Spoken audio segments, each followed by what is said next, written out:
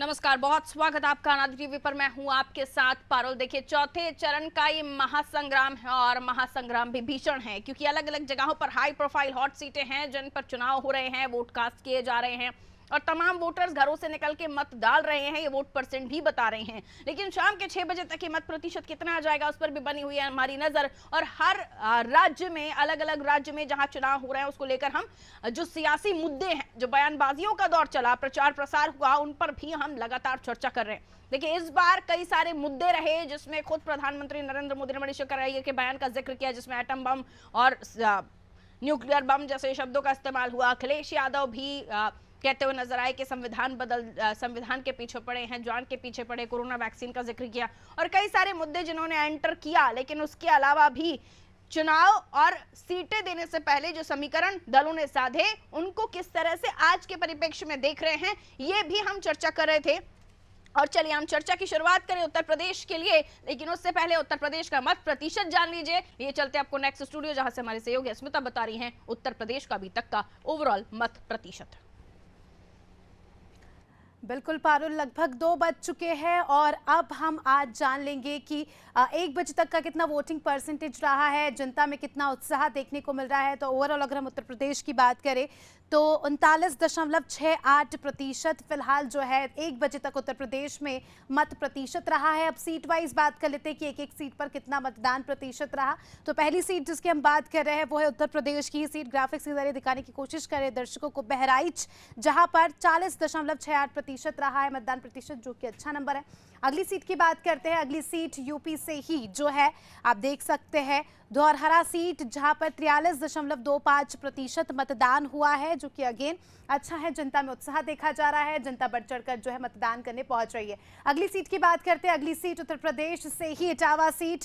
यहां पर इन 2 सीटों के कंपैरिजन में कम मतदान हुआ है, 37.68% फिलहाल 1 बजे तक का मत प्रतिशत यहां पर इटावा सीट पर हुआ है। अगली सीट की ओर रुख करेंगे। अगली सीट आपको बता रहे हैं फर्रुखाबाद, यूपी की ही सीट। लगभग 40% यहाँ पर जो है मतदान प्रतिशत रहा है 1 बजे तक। अभी भी जो है लोग वोट कर रहे हैं। उम्मीद है कि 60% तक ये शाम तक बढ़ जाए। अगली सीट की बात करते हैं। अगली सीट आपको बता रहे हैं यूपी की ही हरदोई सीट, जहां पर 39.45% मतदान हुआ है। लोग अभी भी पहुंच रहे हैं मतदान करने के लिए और ये जो आंकड़ा है ये आने वाले समय में बढ़ता नजर आएगा। अगली सीट की बात कर लेते हैं। अगली सीट यूपी की Kannauj seat, most important seat. काफी ज्यादा उत्साह देखा जा रहा था सुबह, कहीं ना कहीं अभी लोग जो है कम है यहाँ पर। 43.14% यहाँ पर मतदान प्रतिशत है। उम्मीद है अखिलेश यादव यहाँ से उम्मीदवार है तो वोटिंग परसेंटेज बढ़ेगा और काफी ज्यादा उत्साह यहाँ पर लोगों में वोटिंग को लेकर देखने को मिलेगा। अगली सीट की बात कर लेते हैं। अगली सीट हम आपको बता रहे हैं कानपुर सीट, जो कि काफी ज्यादा इंपॉर्टेंट सीट है। लेकिन हैरानी की बात यह है पारुल कि यहाँ पर सबसे कम मतदान हुआ है, 33.84% 1 बजे तक का मत प्रतिशत है, जो कि अपने आप में बहुत कम है। कानपुर एक काफ़ी अच्छा शहर है, प्रचार प्रसार यहाँ पर हुआ। उम्मीद थी कि यहाँ पर वोटिंग परसेंटेज बढ़ेगा, लेकिन अभी तक भी यहाँ पर 33.84% ही हुआ है। जनता से अपील कि घर से बाहर निकलिए, वोट कीजिए, जिससे मत प्रतिशत बढ़े। अगली सीट की बात कर लेते हैं। अगली सीट है खीरी सीट। खीरी की अगर बात करें तो सबसे ज़्यादा वोटिंग परसेंटेज खीरी से ही सामने निकल कर आया है। 43.31% यहाँ पर मतदान हुआ है। अगली सीट की ओर बढ़ेंगे। अगली सीट यूपी की ही मिश्रिक सीट, 38.94% यहाँ पर फिलहाल 1 बजे तक का मतदान है। अगली सीट की बात कर लेते हैं। अगली सीट आपको बता रहे हैं उत्तर प्रदेश की ही शाहजहांपुर सीट। यहाँ पर भी कम ही मतदान प्रतिशत रहा 1 बजे तक, 36.34% यहाँ पर 1 बजे तक मतदान हुआ है। अगली सीट का रुख कर लेते हैं। अगली सीट आपको बता रहे हैं अकबरपुर सीट। यहाँ पर भी लगभग उतना ही पारुल आप देख सकती है ग्राफिक्स में, 38.20% यहाँ पर 1 बजे तक मतदान हुआ। उम्मीद है ये नंबर जो है आगे बढ़े और जनता में वोटिंग को लेकर उत्साह आने वाले समय में देखने को मिले। अगली सीट की ओर बढ़ेंगे। अगली सीट आपको बता रहे हैं सीतापुर सीट। अगेन सीतापुर भी बहुत इंपॉर्टेंट सीट है। यहाँ पर भी अगर मतदान प्रतिशत की बात करें तो अच्छा खासा हो चुका है 1 बजे तक, 42.65% मतदान 1 बजे तक सीतापुर में हुआ है। अगली सीट की ओर बढ़ते हैं। अगली सीट आपको बता रहे हैं Unnao seat. Again Unnao is very important seat, लेकिन जनता में कम उत्साह देखने को मिल रहा है, 38.69% मतदान उन्नाव में हुआ है। तो ये वो 13 सीटें हैं जिनका हमने आपको वोटिंग परसेंटेज बताया। ओवरऑल उत्तर प्रदेश भी आप देख सकते हैं ग्राफिक्स के जरिए 39.68% मतदान हुआ है, जो कि फिलहाल 1 बजे के हिसाब से कम है। तो जनता से यही अपील कि वोट कीजिए और अपने सीट का, अपनी लोकसभा सीट का मतदान प्रतिशत बढ़ाइए और एक जागरूक नागरिक होने का संदेश दीजिए। पारुल,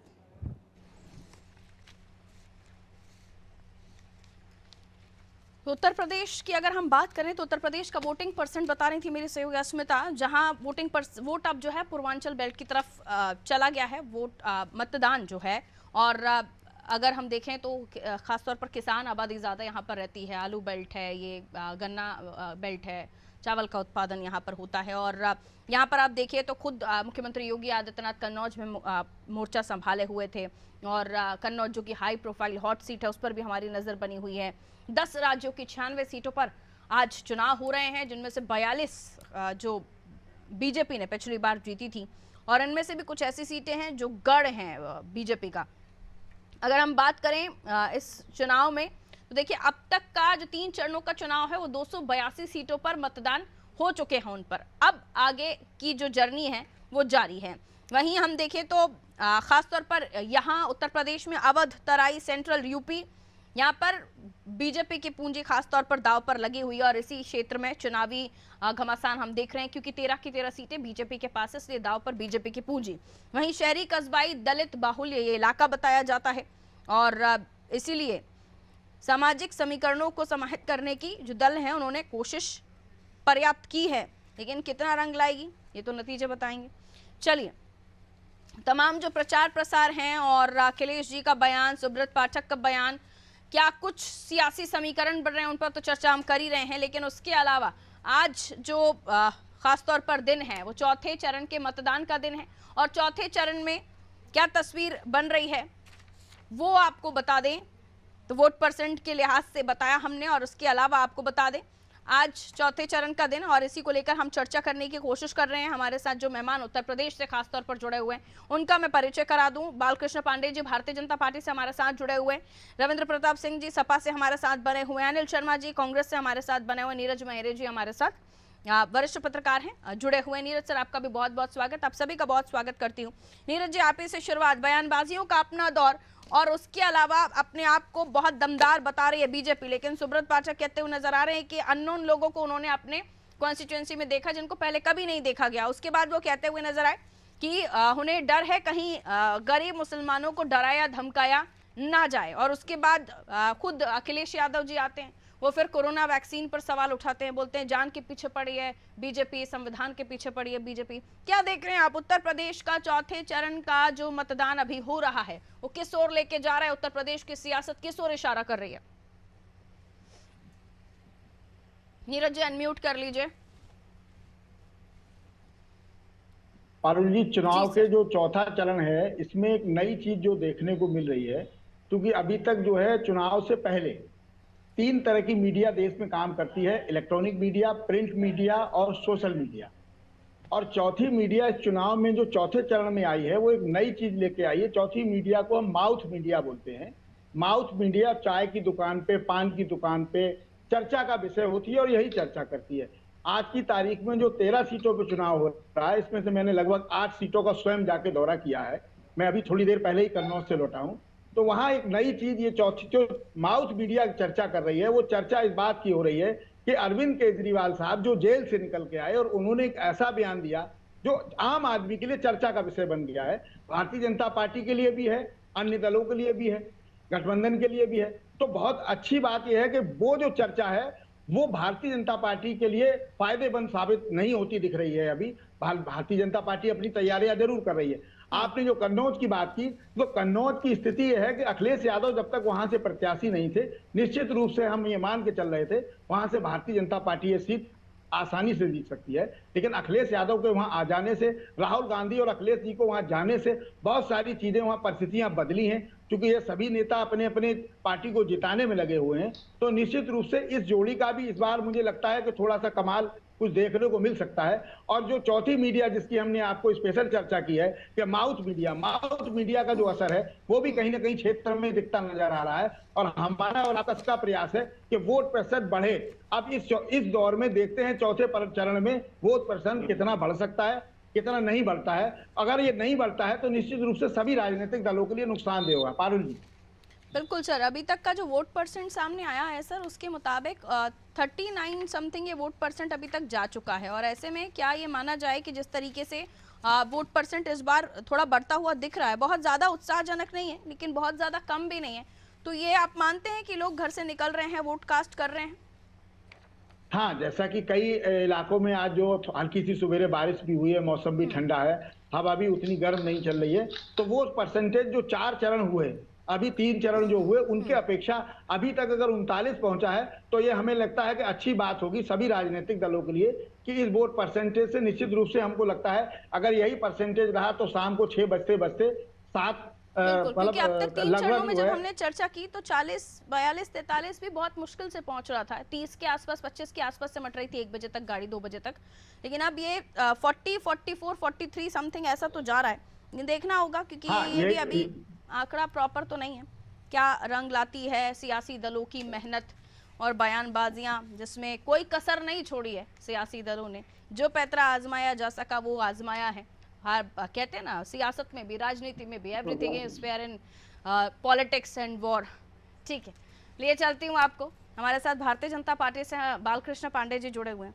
बालकृष्ण पांडे जी, अभी हमारे साथ जो वरिष्ठ पत्रकार जुड़े हुए हैं, नीरज साहब, उन्होंने कहा कि पहले जब तक अखिलेश जी नहीं थे इस चुनाव में तो ये 13 सीटें बहुत ज़्यादा मुश्किल नहीं लग रही थी, लेकिन जब अखिलेश जी आए और फिर लगातार ताबड़तोड़ प्रचार प्रसार किए, राहुल जी के साथ उनका 10 मई का कार्यक्रम था वो भी हुआ, कस्ता में धौरहरा सीट पर उन्होंने जब प्रचार प्रसार किया तो ये भी वहाँ के लोगों ने कहा कि बीजेपी की नींद उड़ गई भाई।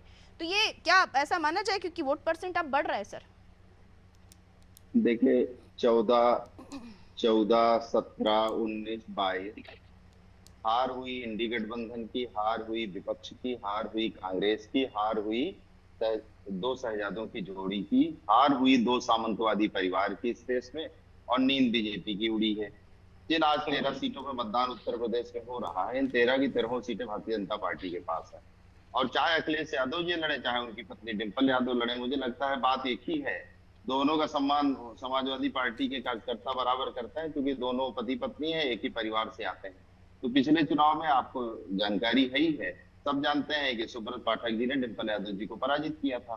तो कन्नौज में चाहे अखिलेश यादव लड़े या डिंपल लड़े, है दोनों पति पत्नी, एक ही परिवार के लोग हैं, तो इस बात का कोई फर्क नहीं पड़ता है। भारतीय जनता पार्टी और इस देश का जनमानस, उत्तर प्रदेश का जनमानस माननीय नरेंद्र मोदी जी के साथ है। नरेंद्र मोदी जी की गारंटी पे उसको भरोसा है। और दूसरी बात की, ये जो चुनाव है, इस बार का जो चुनाव है जी, ये एक तरफ इंडी गठबंधन जो कि शरीयत के पक्ष में खड़ी दिखाई देती है, और एक तरफ एनडीए गठबंधन जो मोदी जी के नेतृत्व में है, वो भारतीय संविधान के साथ खड़ा दिखाई देता है, प्रजातंत्र के पक्ष में दिखाई देता है, इसके बीच में है। एक तरफ एनडी गठबंधन के 60 साल का भ्रष्टाचार है, 60 साल की असफलता है, तो दूसरी तरफ मोदी जी के 10 वर्ष का सफल कार्यकाल है, जिसमें गरीबों के हित में, चाहे वो हर गरीब को मकान की योजना हो, चाहे वो पीएम किसान सम्मान निधि की योजना हो, चाहे वो हर महिला के लिए जो जरूरतमंद थी धुएं से मुक्ति दिलाने के लिए उज्ज्वला योजना हो। तो ये चुनाव इस प्रकार का चुनाव है। ये देश का जनमानस बहुत ठीक से समझता है। एक तरफ 60 सालों का भ्रष्टाचार है, एक तरफ 10 वर्षों का विकास है, एक तरफ अक्षम नेतृत्व है जो 10 साल तक, लास्ट कम से कम 2004 से 2014 तक पूरा अक्षम नेतृत्व रहा, जिसमें भारत की अस्मिता प्रतिष्ठा काफी नीचे स्तर का है। एक तरफ 10, मेरी बात पूरी हो जाने दीजिए, एक तरफ 10 साल में माननीय नरेंद्र मोदी जी का सशक्त नेतृत्व है, जो विश्व के नेता बन के उभरे हैं। तो ये चुनाव उनके बीच में है, इसलिए शहजादों की जोड़ी का और सामंतवादियों की जोड़ी का कोई असर उत्तर प्रदेश में नहीं पड़ने वाला। ठीक है, लौट रही हमारे साथ कांग्रेस सपा से भी मेहमान जुड़े हुए हैं। तमाम बातें बीजेपी प्रवक्ता ने रखी हैं, रविंद्र जी। जी ठीक है, झूठ बोलते हैं और तथ्यात्मक रूप से गलत बातें बोलते हैं। हमारे देश में संविधान लागू है, संविधान से चलता है। संविधान में सामंत हो ही नहीं सकते हैं। और अगर ऐसा झूठ बोला जा रहा है चैनल पे बैठ के, तो ये भारतीय जनता पार्टी की मानसिकता का परिचायक है। फिर कह रहे शहजादे, लोकतंत्र में शहजादे होते ही नहीं हैं। तो क्या ये बताना चाह रहे हैं कि भारत में लोकतंत्र नहीं है? नरेंद्र मोदी इसको फिर से उत्तर कोरिया बनाना चाहते हैं? शहजादे नहीं होते लोकतंत्र में, ये भी आपके दर्शकों की जानकारी के लिए। अब ये कह रहे हैं शरीयत, तो शरीयत तो औरंगजेब के जमाने में भी नहीं थी, शरीयत तो पाकिस्तान में भी नहीं है, शरीयत से तो बांग्लादेश भी नहीं चलता है, शरीयत से इंडोनेशिया और मलेशिया भी नहीं चलते हैं। किस बात का झूठा डर दिखाते हैं ये? और कोई मुद्दे नहीं इनके पास में, शरीयत का डर दिखाएंगे। फिर ये कह रहे हैं 60 साल के बदले में 10 साल। सच बात है, 60 साल में देश का निर्माण हुआ था, 10 साल में नरेंद्र मोदी ने देश का विध्वंस किया। 3 आंकड़े इससे खाली बता देते हैं।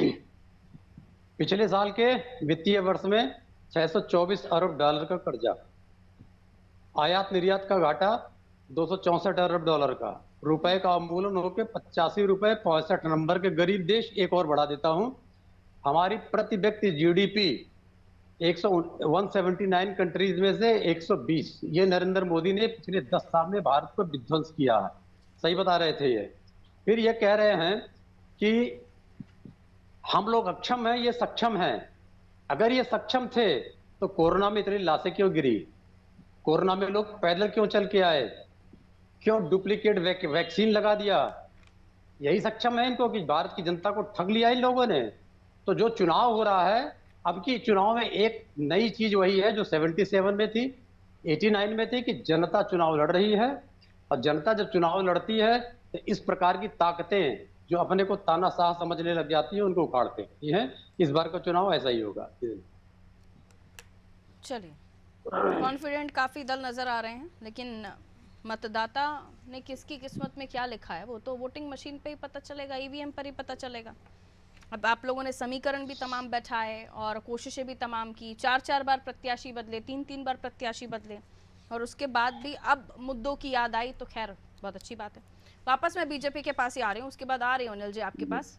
कई सारे सवाल कर दिए आपके सामने और अब वो पूछ रहे हैं कि जो 60 साल में बदला वो 10 साल में आपने उल्टा ले गए, आप उल्टी गिनती गिनवा दी आपने देश की। बताइए। नहीं भाई, इनको ये भूल जाते हैं। कम से कम एक अच्छी बात लगती है कि अराजक जो पार्टी अराजकता फैलाती थी प्रदेश में, उसके प्रवक्ता को इकोनॉमिक्स आने लगी है। ये शुभ संकेत है देश के लिए। मोदी जी ने इकोनॉमिक्स को जरूर सिखा दी।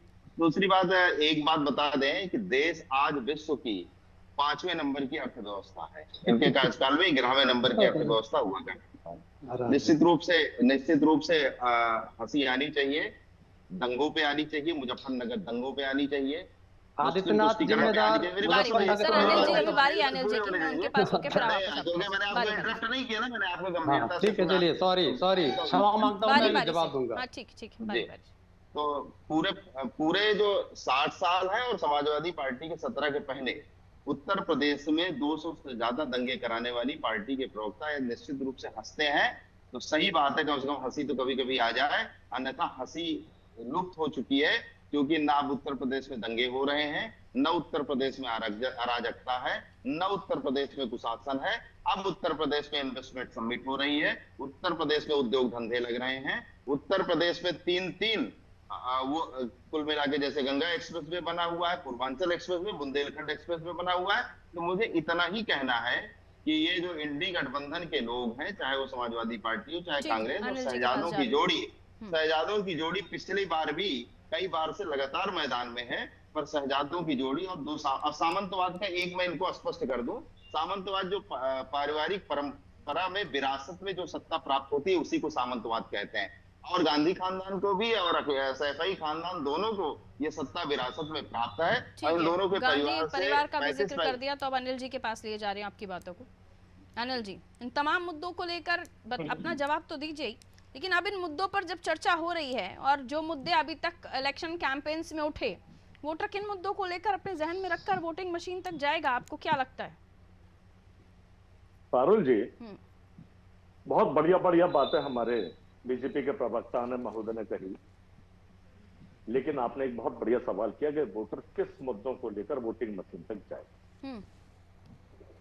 वोटर लखीमपुर खीरी में अजय मिश्रा टैनी जैसे व्यक्ति जो किसानों पर गाड़ी चढ़ा देते हैं, किसानों की हत्याएं कर देते हैं, उस मुद्दे को लेकर जहां किसानों के लिए ये सरकार सड़कों पर इतनी बड़ी बड़ी कीलें बिछा देती है, उन मुद्दों को लेकर नौजवानों को ऊपर जब रोजगार मांगा जाता तो लाठियां भाजी जाती है, उन मुद्दों को लेकर कि 7 साल में 70 से ज्यादा पेपर लीक होना, इन मुद्दों को लेकर रोजगार के लिए नौजवान तड़प रहा है, उम्र ढलती चली जा रही है, उन मुद्दों को लेकर और माता बहनों के साथ जिस प्रकार के कृत्य हुए और उनमें बीजेपी के लोग अपराधी के रूप में निकलकर सामने आए, चाहे वो बनारस कांड हो, चाहे हाथरस कांड हो, या राजस्थान का कांड हो, या उन्नाव का कांड हो, या दतिया का कांड हो, या हरियाणा कांड हो, या मणिपुर जैसा जघन्य अपराध हो, इन सारी चीजों को लेकर वोटर वोटिंग मशीन तक जाएगा। और सबसे बड़ी बात है, इस लोकतंत्र के लिए जिस प्रकार का भ्रम इनके द्वारा फैलाया जा रहा, अभी प्रवक्ता जी कह रहे थे कि इंडिया गठबंधन, इंडी कहते हैं, इंडिया कहने में इनको शर्म आती है कि शरीयत के पक्ष में खड़ा दिखाई देगा, शरीयत की बात करते हैं, लेकिन और ये कहते हैं कि ये सनातन की बात करते हैं। सनातन की सही परिभाषा भी इनको ठीक से इनके नेताओं को नहीं मालूम। इनके नेताओं की ये कहे कि शरीयत की बात करते हैं, इनके बड़े बड़े नेताओं के मस्जिदों पर जाकर टोपी पहनकर वहां चादर पोशी करने का जो काम करते हैं, पाकिस्तान के अंदर बिरयानी खाने का काम करते हैं, उन सारी बातों को लेकर आज एक्चुअली इलेक्ट्रॉनिक मीडिया का युग है। इलेक्ट्रॉनिक मीडिया के युग में आज की स्थिति है कि हर व्यक्ति, हर वोटर जानता है कि उसको वोट कहां करना है। और एक स्लोगन अभी ट्विटर पर हमारे बीजेपी के राष्ट्रीय प्रवक्ता महोदय ने डाला है, मेरे घर वोट मांगने मत आइए, मैं वोट मोदी जी को दूंगा। इस प्रकार के स्लोगन लगाकर ये क्या साबित करना चाहते? फिर इनको चुनाव भी नहीं लड़ना चाहिए भाई, इनको तो प्रचार भी नहीं करना चाहिए, रैलियां नहीं करनी चाहिए। इतना बड़ा रखने का मौका दिया है तो ये। और अब हमारे कुछ सवाल हैं, मुझे लगता है कि उन सवालों से जुड़कर आप जवाब देंगे, ना कि इधर उधर जाएंगे, इसलिए मैंने बगैर टोके आप लोगों को पूरा मौका दिया। पहले नीरज जी के पास चली जाती हूँ। नीरज जी, आरक्षण के मुद्दे की बात अब इतनी नहीं हो रही है, क्योंकि एक तरफ कर्नाटक में आरक्षण के मुद्दे पर कांग्रेस फंसी हुई है, तो आरक्षण के मुद्दे पर टीडीपी से गठबंधन करने के बाद आंध्र प्रदेश में बीजेपी फंस रही है। आपको लगता है इसलिए अब आरक्षण की पिच थोड़ी सी खाली दिख रही है, नेता नहीं आना चाहते उस पर?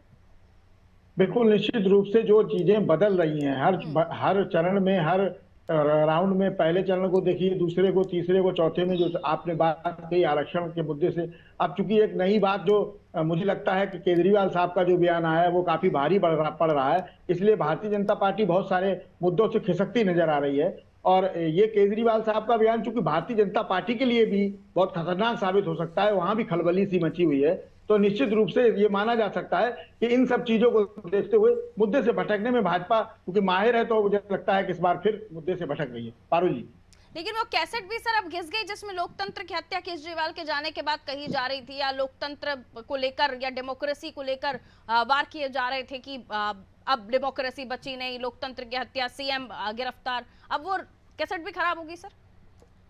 देखिए, भारत की राजनीति में पहली बार ऐसा हुआ है कि किसी व्यक्ति को चुनाव प्रचार करने के लिए जमानत मिली हो। ये हिंदुस्तान के इतिहास में पहली बार हुआ है। और यही अब तक, चूंकि इससे पहले ये होता रहा है कि नामांकन करने के लिए कोर्ट से जमानत मिलती रही हो, समय मिलता रहा हो, उसी प्रकार चुनाव लड़ने के लिए मिलता रहा हो, लेकिन पहली बार ऐसा हुआ है कि उनको केवल चुनाव प्रचार करने के लिए ही जमानत मिली है। इसीलिए उनके साथ ये क्लॉज लगाए गए हैं कि वो सीएम की कुर्सी पर नहीं बैठेंगे, सीएम के दफ्तर नहीं जाएंगे, तो सरकारी लोगों से मिलेंगे नहीं, केवल चुनाव प्रचार करेंगे। तो यह इतिहास नई चीज लेके आए हैं, इसीलिए नई बातें केजरीवाल साहब कह रहे हैं। जी पारुल जी। ठीक है सर, मैं बीजेपी के पास जा रही हूँ। तमाम मुद्दे चरण दर चरण बदल रहे हैं सर जी। बालकृष्ण पांडे, देखिए मैं बता दूं, मैं दोहरे साहब को बता दूं, थोड़ा सा है तो राजनीतिक विश्लेषक और वरिष्ठ पत्रकार है, तो थोड़ा रुझान केजरीवाल जी के प्रति, पर केजरीवाल के बारे में इनको पता भी है, अच्छे पत्रकार हैं, कि केजरीवाल जी शराब घोटाले के आरोपी हैं, जो जमानत पे, अंतरिम जमानत पे बाहर आए हुए विशेष पाबंदियों के साथ साथ। तो केजरीवाल को इस देश की मानक नहीं कि केजरीवाल ने कोई मुद्दा उठा दिया, ऐसा कर दिया, वैसा कर दिया, या उससे कोई परिवर्तन होना है। केजरीवाल बहुत बार रहे हैं, इस बार भी केजरीवाल हैं, इस बार पूरे आरोप के साथ हैं और तथ्यात्मक रूप से साथ हैं, जेल उनको जाना पड़ा है। तो कुल मिला के केजरीवाल को इस देश के लिए बड़ी महत्वपूर्ण चीज नहीं है।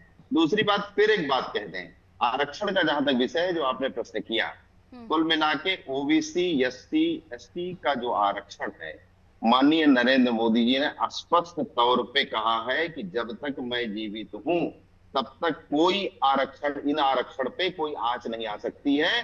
चाहे कांग्रेस इन आरक्षणों को, जो उनकी योजना है इंडी गठबंधन की, मुसलमानों को दे देना, या समाजवादी पार्टी की जो योजना है मुस्लिम तुष्टीकरण के तहत कि उनको दे देना, क्योंकि इंडी गठबंधन के ये सब खड़े हैं, तो इनकी जो मंशा है वो मंशा भारतीय जनता पार्टी की सरकार टीडीपी क्या कर रही है फिर सर मोदी जी के आंध्र प्रदेश नेतृत्व में? में?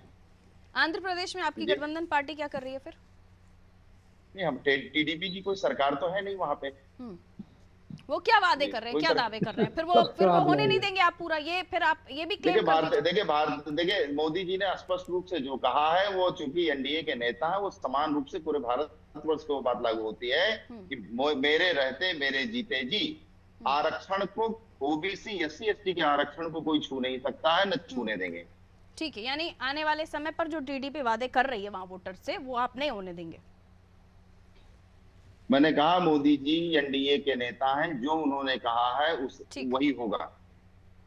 ठीक है, अभी मुख्यमंत्री योगी आदित्यनाथ इस चरण में भी राम भक्त होंगे, वो देशभक्त होंगे, राम विरोधी होंगे, वो देश विरोधी होंगे, ये एक कमेंट उनका बीच में आया और वो प्रचार प्रसार अलग अलग जगहों पर कन्नौज में भी ताकत झोंक रहे हैं। आपको लगता है कि इस वाले चरण में भी ये फॉर्मूला फिट बैठेगा आपका?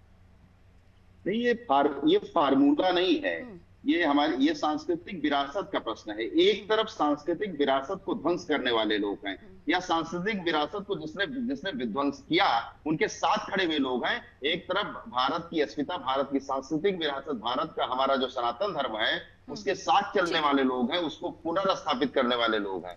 तो निश्चित रूप से इसका इम्पैक्ट ये देश भारत जी कैंडिडेट हाईजैक कर रहे हैं आप लोग। इंदौर जहां आप नोटा के लिए वोट मांग रही है कांग्रेस, आप सीधा अभी तक तो वोट और नारे और ये सब चीजें बात आती थी, ईडी सीबीआई, अब आप वो जो कैंडिडेट है उसी को ही हाईजैक कर ले रहे हैं, ये आरोप लग रहे हैं आपके ऊपर। नहीं, कैंडिडेट ने इनका कैंडिडेचर ही त्याग दिया और अपना कैंडिडेचर उन्होंने वापस ले लिया। इन्होंने जिसको कैंडिडेट बनाया था, अगर वो इनके साथ नहीं रुक सकते हैं तो ये दुर्भाग्यपूर्ण है। और कांग्रेस के बारे में एक बात कह दें, इस चुनाव के बाद कांग्रेस का अस्तित्व खत्म हो जाएगा।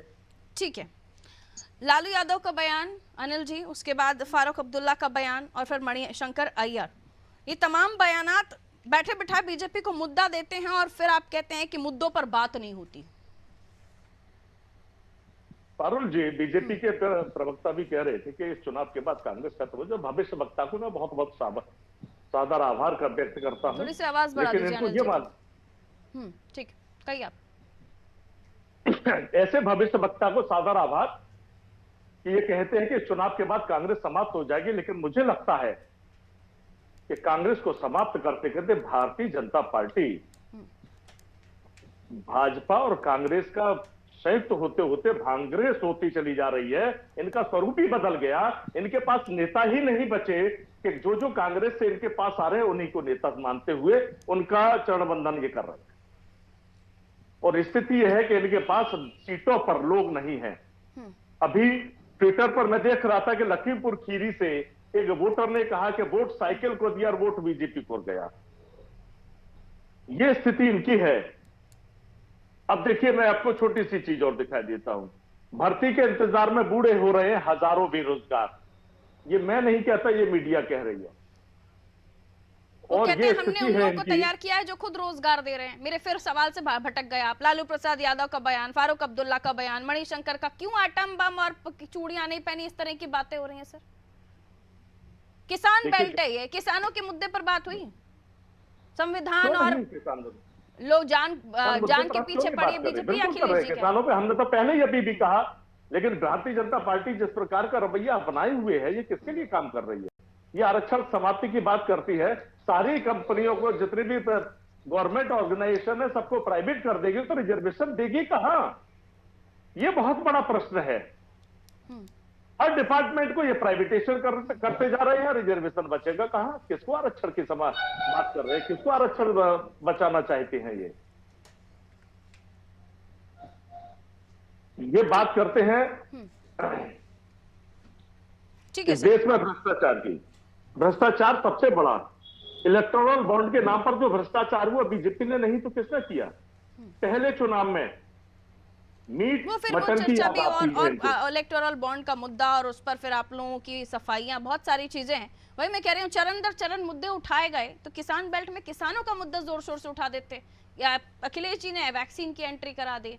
प्रियंका जी अंधेरे में बहुत तेज बोली, लेकिन उसके बावजूद भी वो ये कहती हुई नजर आई कि राशन से पेट तो भर जाता है, रोजगार नहीं देते, जबकि फिर वो बीजेपी रोजगार के आंकड़े रख देते हैं। तो बहुत सारी चीजें लौट रही हूँ आपके पास रविंद्र जी। चर्चा हम जारी रखेंगे। उत्तर प्रदेश से मेहमान लगातार बने हुए हैं, लेकिन वक्त है इस वक्त की हेडलाइंस। वापस चर्चा की तरफ हम रुख करेंगे। हमारे साथ यूपी से मेहमान बने हुए हैं। मुद्दों पर चर्चा हो रही है, समीकरणों पर चर्चा हो रही है, और हाल ही में आज क्योंकि वोट पड़ रहे हैं तो कल तक जो घटनाएं घटी हैं या इंसिडेंट हुए हैं, सिनेरियो बना है, उस पर भी हम चर्चा कर रहे हैं। रविंद्र जी के पास जा रही हूं। रविंद्र जी, कांग्रेस भी जवाब नहीं दे पा रही है कि क्यों इस तरह के मुद्दे उठाए जाते हैं जो आपको भी यूपी में परेशान कर देते हैं। पारुल जी, आपने एक अच्छा किया कि मुद्दे की बात किया, क्योंकि भारतीय जनता पार्टी और उनके जो स्टार प्रचारक नरेंद्र मोदी मुद्दे से भग रहे हैं। जरा मुद्दे में गिना देता हूं। मोदी ने एक गारंटी दिया था 2019 में, 14 में छोड़ देता हूं, 19 की गारंटी बताता हूं इनका। किसानों की आय दुगनी अगले 5 साल बाद, न्यूनतम समर्थन मूल्य, 700 किसान की हत्या, माफी मांगना, फिर उसके बाद गोली चलवा देना।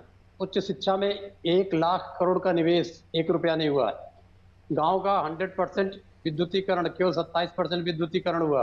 आदरणीय रविंद्र जी, वेरी रिस्पेक्टफुली, बहुत रिस्पेक्ट के साथ, बहुत अच्छी बात है आप ये तमाम मुद्दे इस चर्चा में लेकर आ रहे हैं। वो मंच से जब प्रचार प्रसार में ये मुद्दे गोल हो जाते तब रविंद्र जी कैसा लगता है? मुझे लगता है तब ये मुद्दे क्यों नहीं आते? तब ये पाकिस्तान क्यों आ जाता है इस चुनाव के चरण में, 4th फेज में? तब ये मुस्लिम आरक्षण आ गया, तब ये आ जाता है एटम बॉम्ब। अरविंद केजरीवाल जी अपनी रिहाई को लेकर अलग बातें करने लगते हैं। तो ये आप जो बात कर रहे हैं, ये रविंद्र जी उस वक्त प्रचार प्रसार में, कैंपेन में क्यों नहीं दिखते? ये जो मुद्दे हमारे 1.5 साल से हमारी साइकिल यात्रा चलती है, पीढ़ी साइकिल यात्रा 25,000 किलोमीटर चली है, और हमारे सारे मुद्दों पे हमने तो आटा और डाटा का भी बात किया, सारे मंचों से बात किया है हमारे राष्ट्रीय अध्यक्ष जी ने। ये जो बातें आपने कही है, ये भारतीय जनता पार्टी कर रही है, करा रही है, क्योंकि उसके पास करने को कुछ भी नहीं है। 2 चीज रह गया, उसको भी पूरा कर लीजिए, जो सबसे महत्वपूर्ण है। इन्होंने कहा था वेलनेस सेंटर बनाएंगे, टेलीमेडिसिन देंगे। ये टेलीमेडिसिन हमारे प्रवक्ता ही नहीं जानते होंगे।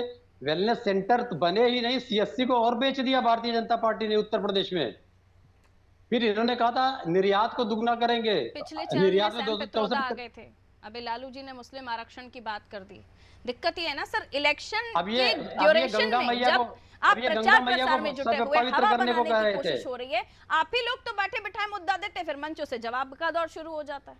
नहीं, मुद्दा ये मुद्दा विहीन है, हम क्या इनको मुद्दा देंगे? हमने तो मुद्दा दिया था कि रोजगार दीजिए, हमने कहा था महंगाई खत्म करिए, हमने कहा था अग्निवीर भर्ती खत्म करिए, हमने कहा था सैनिक स्कूलों का जो प्राइवेटीकरण कर दिया उसको खत्म करिए, हमने कहा था रेगुलर नौकरी दीजिए। हमने तो मुद्दा दिया था।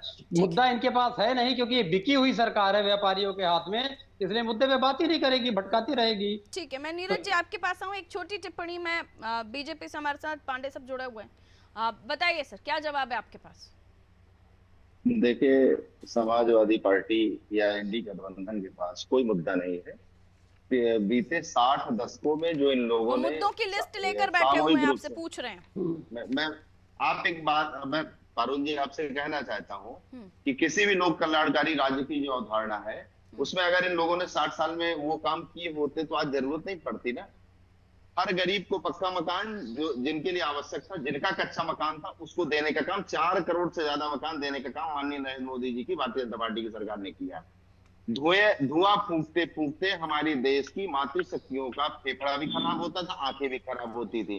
उज्ज्वला योजना के तहत उनकी मातृशक्तियों के ऊपर सम्मान के भाव से, या इस देश में जो इन लोगों ने कर रखा था, जो गरीबी बना रखी थी मातृशक्तियों को, सिलेंडर, उज्ज्वला योजना के तहत सिलेंडर देने का काम हमारे प्रधानमंत्री जी ने किया। और ये 2014 के पहले बता दें कि गेहूं, मेरी बात सुन लीजिए। अरे जी क्यों बीच में आते हैं? मैं तो एकदम शांति से सुनता हूँ आपको, मुझे लगता है मुझे भी सुन ले आप तो अच्छा रहेगा।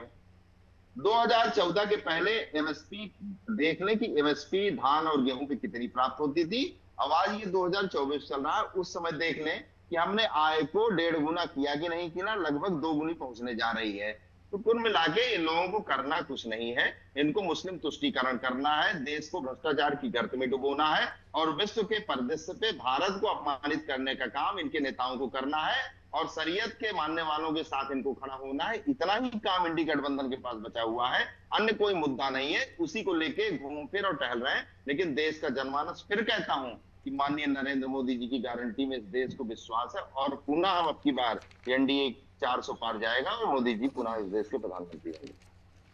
400 पार का नारा लगा रही है बीजेपी कि एनडीए 400 पार जाएगा, नीरज जी। और उसके अलावा हम वोट परसेंट पर नजर आ लें तो हर घंटे का वोट परसेंट तो आ ही रहा है साथ में।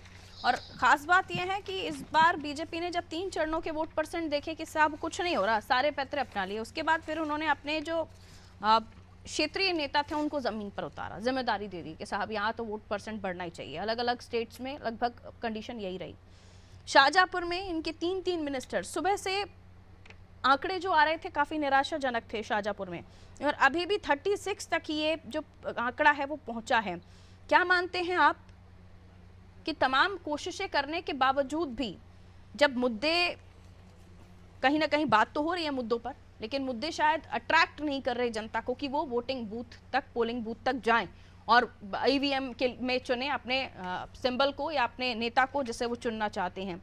ये तमाम प्रयास आपको लगता है कि काफ़ी नहीं है जितने हो रहे हैं? बयान भी हैं, सारी चीज़ें हैं, नेता भी ज़मीन पर हैं।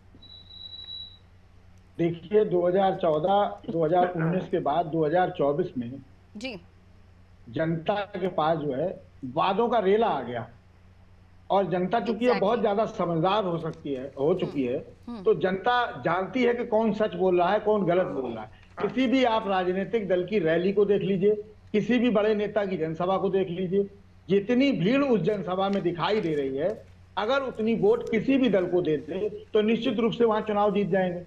वो हो नहीं रहा। तो जनता बहुत समझदार है, किसके वादे अच्छे हैं, किसके इरादे अच्छे हैं, कौन जमी पे है, कौन धरातल पे है। और सबसे बड़ी चीज कि चुनावी जनसभा में महंगाई, बेरोजगारी पे कहीं कोई बात नहीं हो रही, कोई बात नहीं करना चाह रहा। महंगा चाहे विपक्ष हो चाहे पक्ष हो, और सत्ता दल को चाहिए कि इनकी तरफ से कोई गलती हो और गलती का फायदा हम उठाएं। तो वो गलती कभी हो जाती है, कभी नहीं हो जाती है।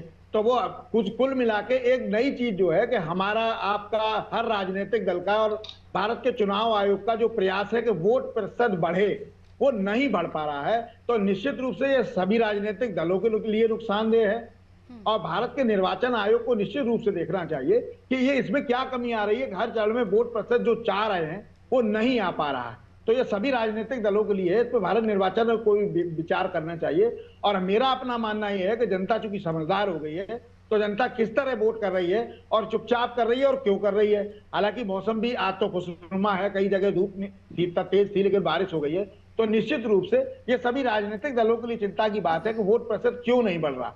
नेता अपनी बात कह रहे हैं और वादे भी कर रहे हैं, कभी आरक्षण आ जाता है, कभी वोट जिहाद आ जाएगा, कभी कोई चीज आ जाएगी, कभी मंगलसूत्र आ जाएगा, लेकिन जनता से जुड़े मुद्दों को कोई भी जनसभा में नहीं उठा रहा, कोई बात नहीं कर रहा है न वोट। और वो राजनीतिक स्थिति में जाइए तो क्षेत्रीय जो लोग हैं वो भी डिस्टर्ब हो रहे हैं। जी पारुल जी, बिल्कुल। अब छोटी छोटी टिप्पणी में तीनों से लेना चाहूंगी, कम शब्दों में अपनी बात कह के मुझे फिर इजाजत लेनी होगी आपसे। सबसे पहले कृष्ण पांडे जी।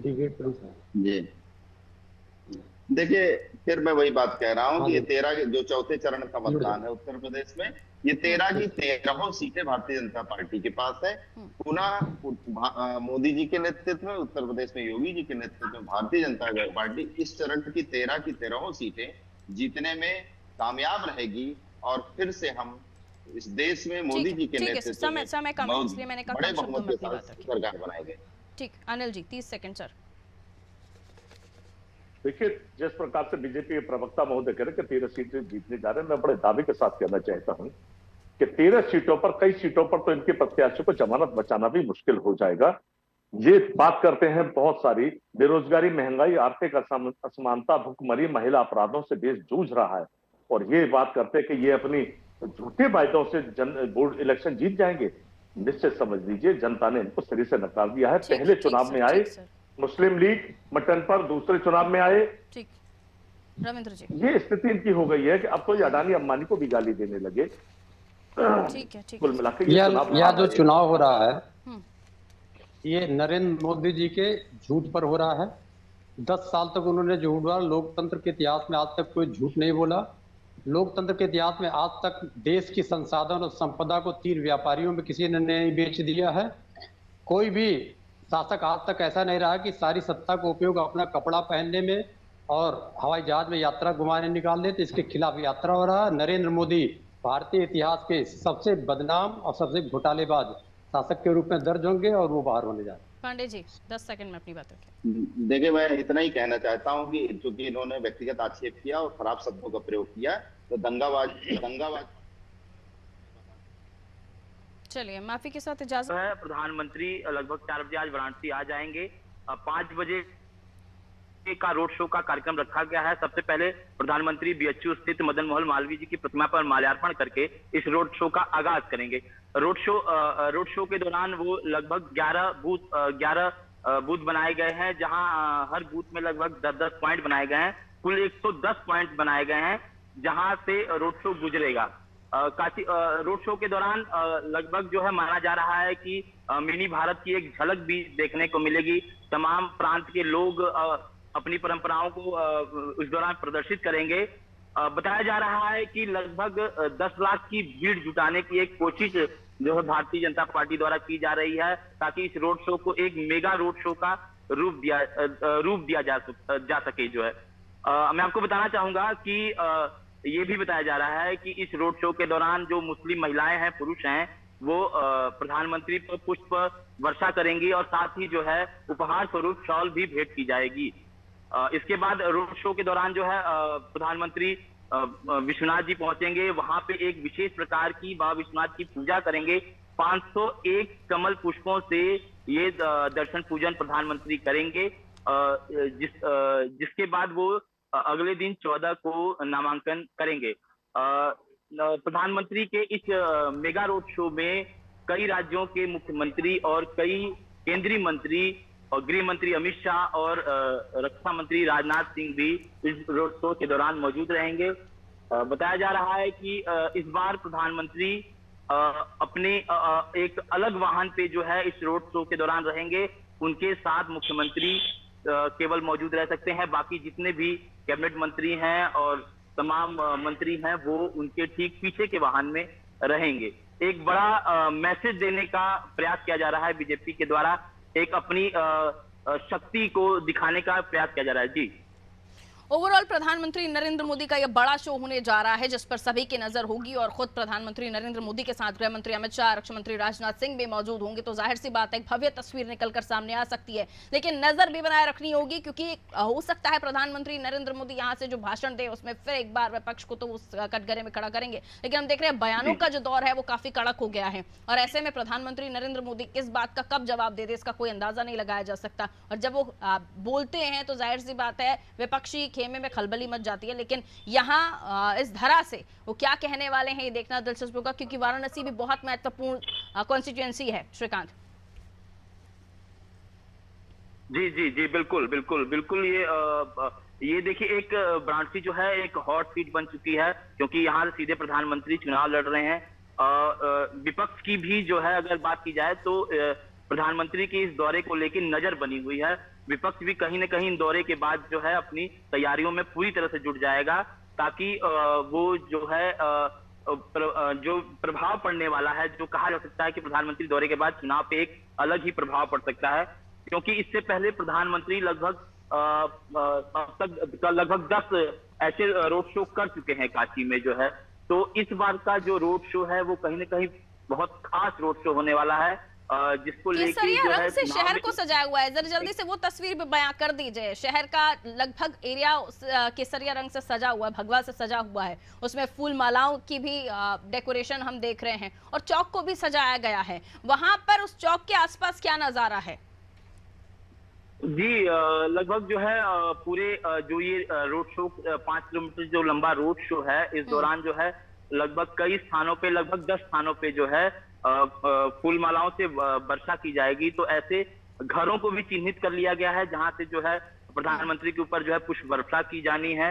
जी। और जो रोड शो के दौरान का जो ये 5 किलोमीटर का रूट है, जिसमें बीएचयू से शुरू होकर लंका चौराहे से होते हुए सोनारपुरा, जंगमवाड़ी, बाग फाटक, गोदौलिया, जी, उसके जी। बाद श्री काशी विश्वनाथ जी जहां वो दर्शन पूजन करेंगे।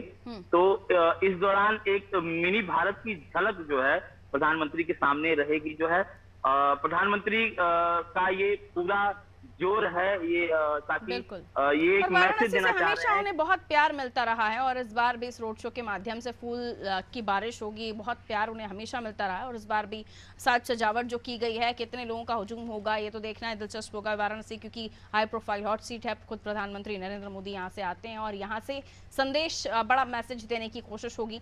देखिए, मतदान चल रहा है और करीब अलग अलग जगहों पर जो है वोट कास्ट किए जा रहे हैं। 10 राज्यों की 96 सीटों पर मत पड़ रहे हैं। हाई प्रोफाइल हॉट सीट इस चरण में है उत्तर प्रदेश, मध्य प्रदेश से लगातार हम चर्चाएं कर रहे हैं और इसके अलावा हर सीट पर बनी हुई है हमारी नजर।